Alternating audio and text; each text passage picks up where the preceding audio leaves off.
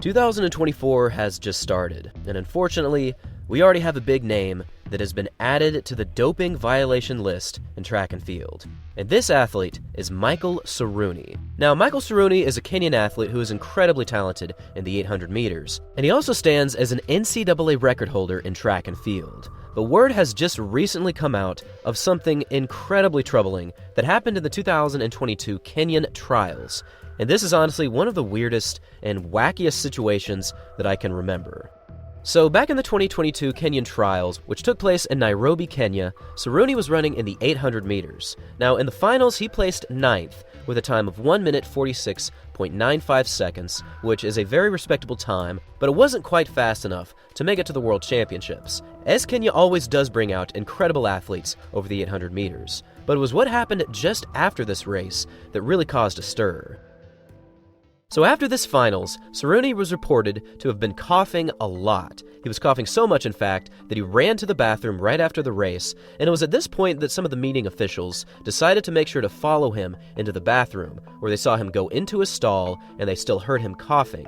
But it was after a few minutes that they noticed someone different come out who was posing to be Michael Saruni. Now, a few of the meet officials were a little confused as to exactly what was happening here, because this kind of did look like Saruni, but it also didn't. But what really added to the weirdness was that he had Michael Saruni's bib number and then came out posing as Saruni, and it just so happened that a few minutes later, an official saw an athlete jumping over the fence and running back to their hotel, and they also noted that this athlete was wearing the same clothes that Michael Saruni was wearing.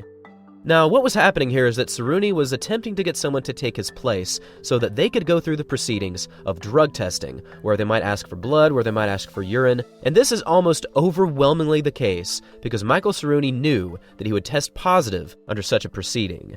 Now, I'll make sure to link an article down below so you can take a read at exactly what was happening here, because I've actually never heard of an athlete switching their identities with someone else. We've seen in the past at a few competitions where athletes just literally sprint away so that they don't get caught, but I've never seen an athlete do something as bold as to have someone else actually pose for them. This is probably the case because at national meets and of course world meets, there are high-ranking officials that make sure they get a drug test underway so that these times and qualifications can go down as official and qualify these athletes for the world's biggest meetings.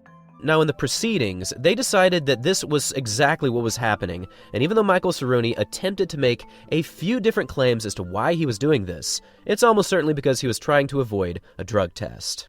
This is just very unfortunate because Saruni was one of the most talented athletes that I had ever seen. He ran under 1:44 for the indoor 800 meters, which ranks him as one of the best athletes in the history of this event. And again, he ran one of the all-time fastest indoor 600 meters with a time of 1:14.79, which still stands as the NCAA record.